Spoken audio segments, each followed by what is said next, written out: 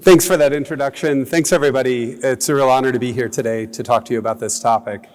It is in everybody's, sort of conscious and has been for the last year or two.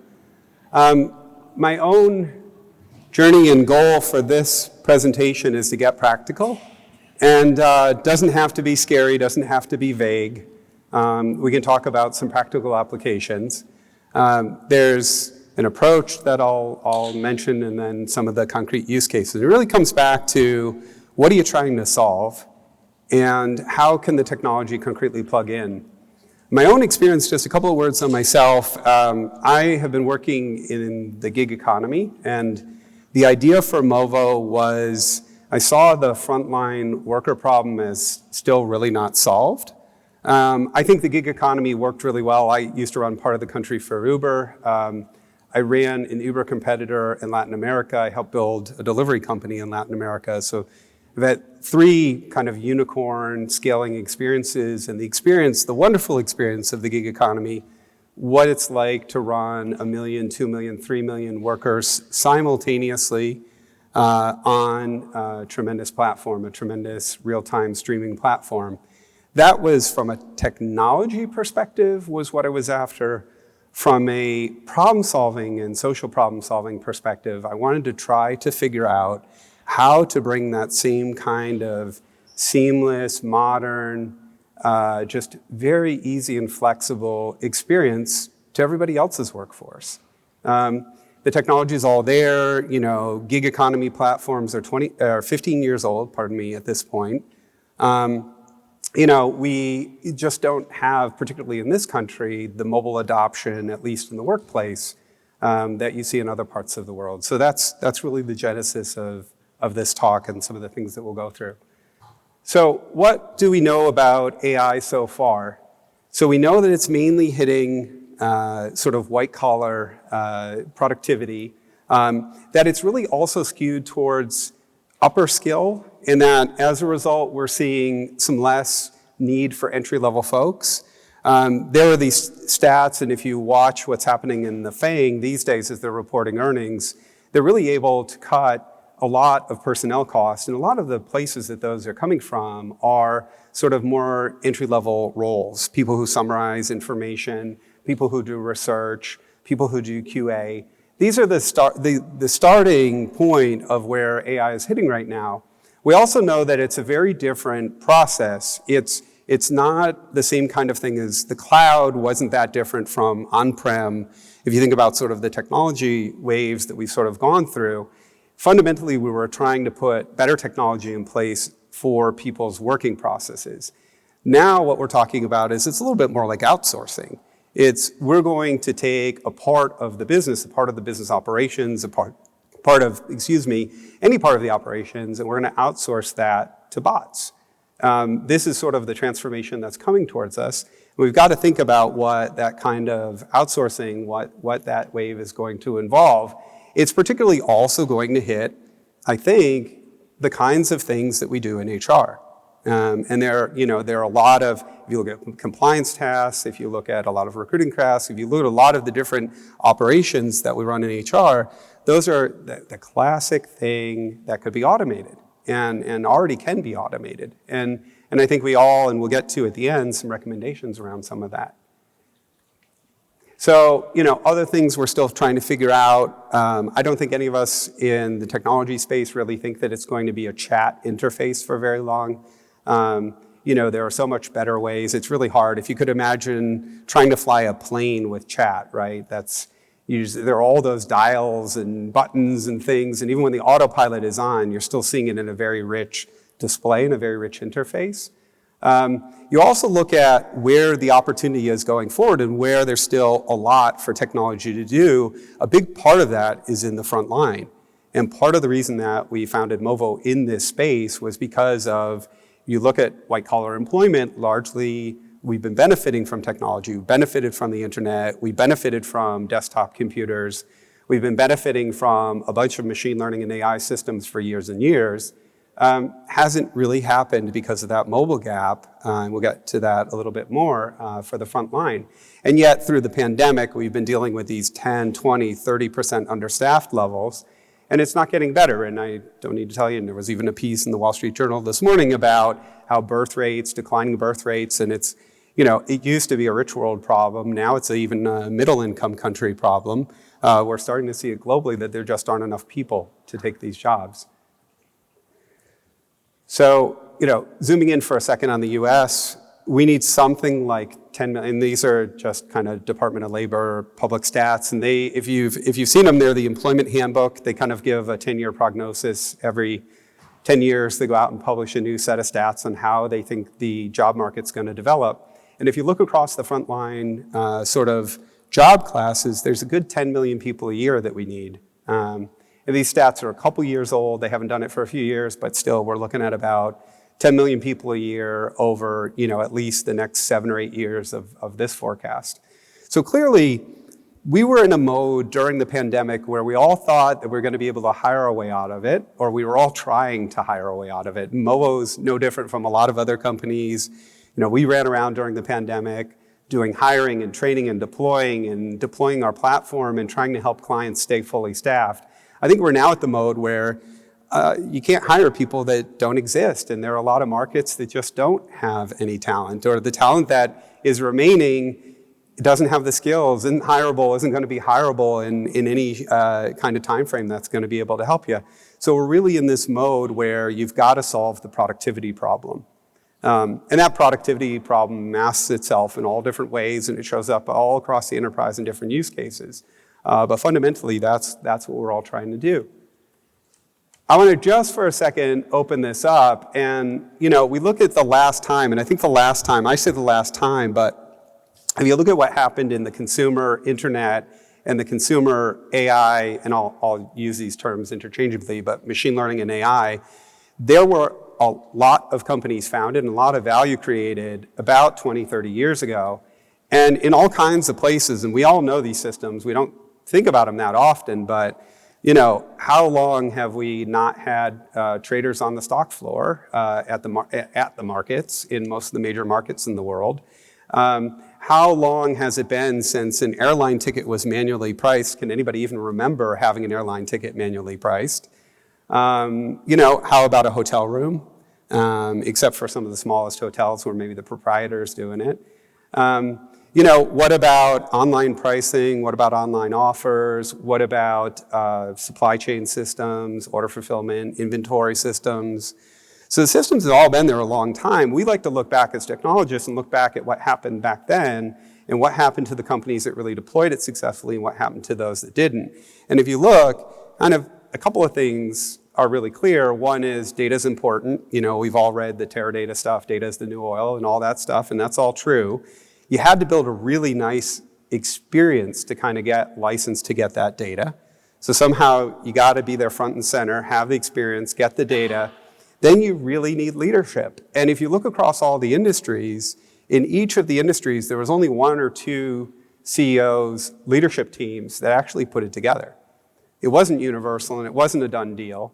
And you can kind of go through, and people forget, and the airline business has struggled in many other ways, and I'm sure there are folks here working in the airline industry that have experienced this, but American Airlines is probably 10 years ahead of everybody else in the airline industry when it comes to deploying advanced systems.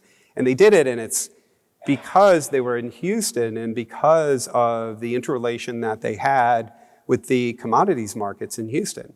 And so, part of what we've also seen in AI is and sophisticated systems is there's a jump between industries. So a lot of what we're sort of trained on doing is sort of looking for the opportunities of where is that technology going to jump, and then who's the team in which industry that's going to really lead and apply it. And I think I have that here. So again, not to dwell on that too much, but I think indicative of what we're going through and where to look for, for the real change to happen and for the real opportunity, to be. As we look at the different use cases, I don't know if you want to take a picture of this, I'm not going to talk to it, but you can sort of say broadly across all of the spectrum of operations involving a lot of people. So this big swath of our economy, these 30 million or so frontline workers in the US, you look across them, There are all kinds of areas where AI and advanced systems already can generate a lot of value. And then I want to get into some very specific ones. So if you look at the roster, and probably nothing could be more banal than a roster, right? Like the clipboard, and we all remember, I remember back to my first jobs in high school and the clipboard and where am I on the schedule and what's my shift and all this stuff. Huge pain point, continues to be a huge pain point, even for folks that are running really large distribution centers, running really large retail stores, running really large hospitals. Tremendous opportunity for AI. It's all that information is there. Another story is interaction with the employees and having kind of an interface and software that the employees want to use and that they're going to use when they're sitting on their couch trying to figure out what their schedule is this week. But entirely solvable, and solvable in some ways that really, really add value, because it's that little bit of being able to have that full schedule. It's that little bit of being able to offer more flexibility that really makes a difference. There's some innovative programs going around right now where people are bringing in part-time workforce to supplement because they just frankly don't have enough people. And so if I can bring in part-time stay-at-home parents and retirees and bring more people into the workplace, well, operationally, it's a real challenge. So I think this is one of those areas where we talk about, AI plus human intelligence and how is this all going to evolve. It's a real area that's win-win. Another use case, being able to treat remote locations and distributed workforces and distributed work locations just like a regular building. We're all in this post-pandemic, hybrid, work from home, work sometimes in the office, flex, multiple location kind of a world. You can have, with today's mobile technology and with today's AI, you can do timekeeping at that location. You can do supervision at that location. You can do it in a way that you didn't used to be able to even 5 years ago. Ton of opportunity there. MOA is certainly working on a couple of these, and there are lots of other really smart teams out there that are working on solving these different problems. Automating your staffing level. So, particularly where you've got a project and an optimum for that project, you've got a construction site, you've got surgical procedures, and you're trying to deal with how you're going to allocate all of your very sparse resources across those procedures and lock them in. Task management is also, we took it for granted and you could almost argue that Uber depends on who you talk to, either a staffing platform or it's a workforce management system. But we took it for granted that we could have 1 million drivers in a couple of big cities all getting tasks distributed and getting 3-4 million tasks distributed an hour.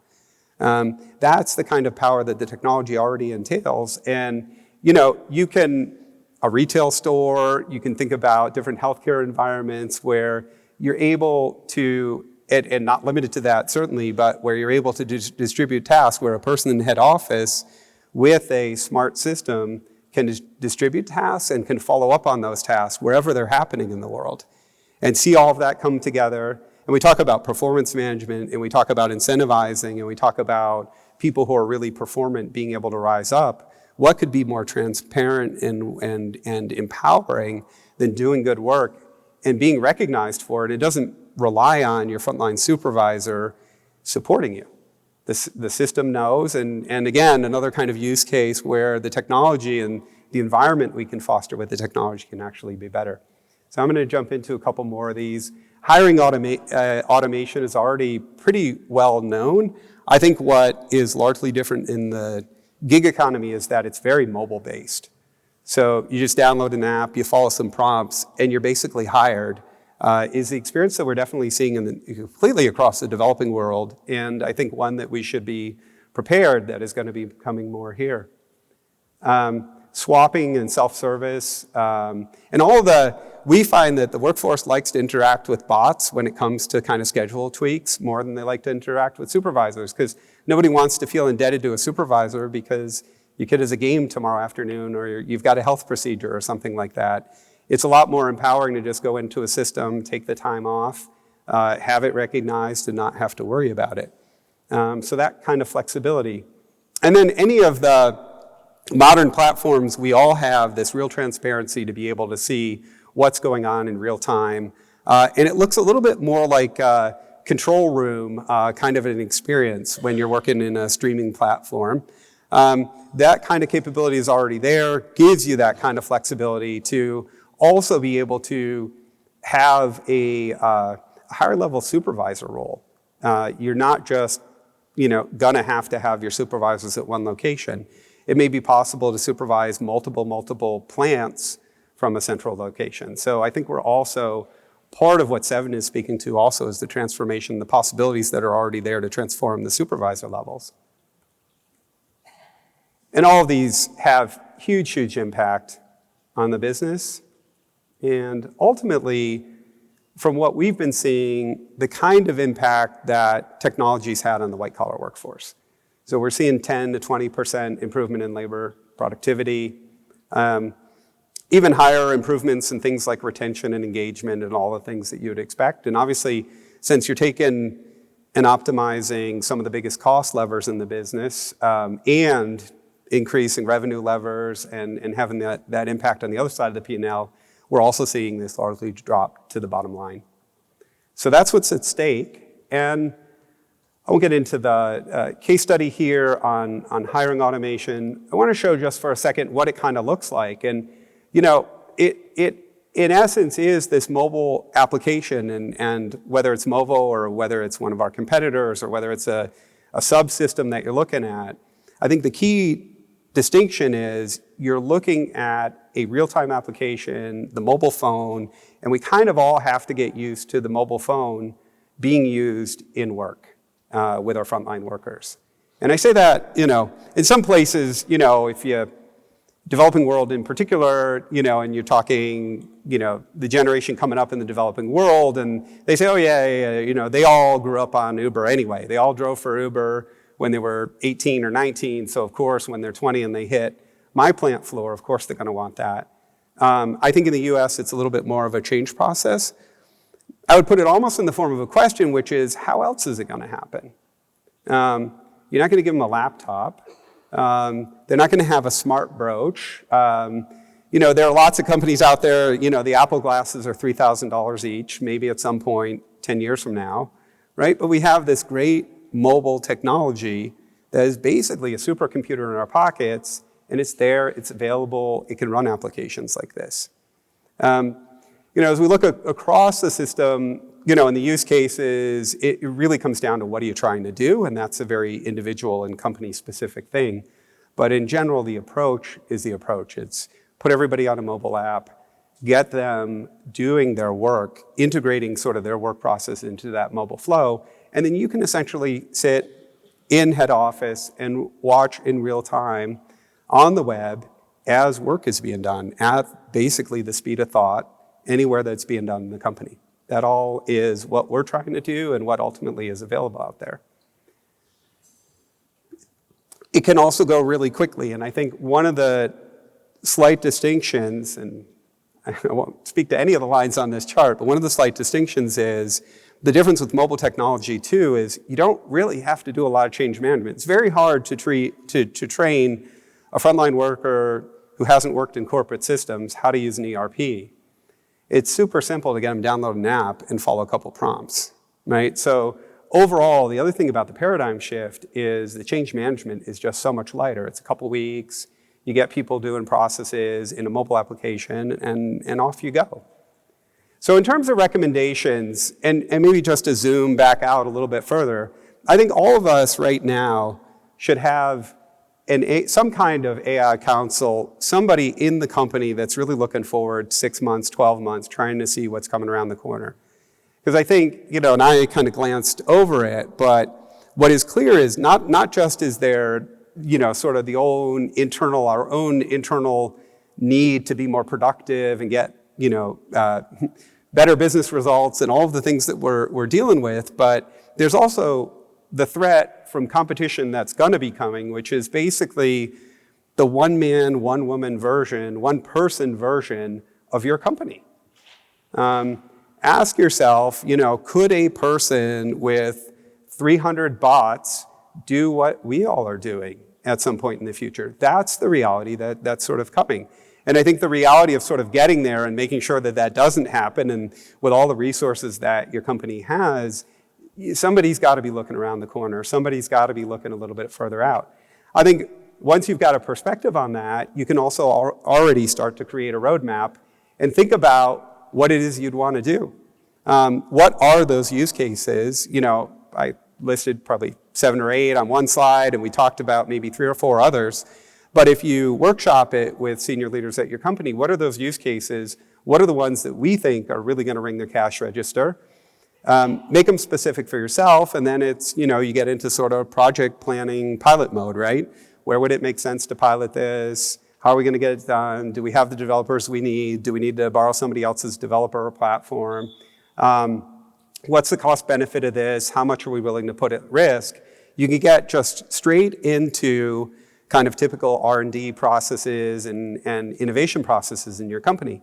And they could be quick, and I think if anything, coming from the tech industry, and there was a slide in here, in the tech industry, we look at these things as like a 6-week process. Like, this isn't a 6-year process or something, and I'm talking about experimenting, seeing if a piece of automation, seeing if a new technology can work. It's a 6-week thing. Spin it up, a couple of weeks, get the system in place, see if doing business this way adds value to the company. If it doesn't, shut it down and work on the next thing that's on the list. Or, if you pick 10 and work on 2 or 3 of them in parallel. I think it's extremely important that you also have kind of the innovation, culture, and the support around the program, that you can go and do that, and there's no harm for the pilots that don't work. And in fact, you should expect that probably 80-90% of the pilots won't work. And I think there was actually an Economist stat a couple of weeks ago that was somewhere along those lines, right? You can look at Accenture is billing, I think, going on close to $1 billion a quarter in AI projects. And there's sort of the countervailing stat, which is like 90% of AI pilots aren't working for corporates. So, for large corporations, pardon me. So I think, somewhere in between there, you've got a balance, but maybe that's just normal. Maybe that's fine, right? Because maybe that one pilot that does work is something that generates $1 billion of value, or, permanently solves your understaffing problem for the next 5 years or for the foreseeable future, right? The stakes are extremely high, and the cost to entry is really just the bandwidth of your team and the number of pilots that you can run. And then I think a couple of other just open questions to consider, which is, are you as a leadership team, are you the company that's going to solve this first, right? And I think it's fairly safe if we take the lesson of the last wave, kind of the e-commerce and the machine learning that we all saw at the end of the 90s into the aughts. Really, it's going to be 1 or 2 transformative teams per industry that gets this right. And there'll be some startups that come and completely displace either them eventually or even everybody else in the industry that didn't do it. So I think if this is the same kind of thing, then what can we do as a leadership team? What's going on? Where can we get out in front of it? And then I think as HR professionals, we all have this obligation to think about the re-education, displacement. What's a multi-skilled future look like? We talked a lot about shift balancing and swaps and everything. Well, that requires everybody to be cross-trained internally. Are you there, or are there low-hanging fruit still on cross-training? Because those are, from what we've seen, are really the unlocks and the kinds of things that, can really set one company apart from the other. So with that, I'll stop. And I think we have a break coming up. So if there are any questions, we've got a booth in the break room, and happy to talk to folks then. Thanks for your time today.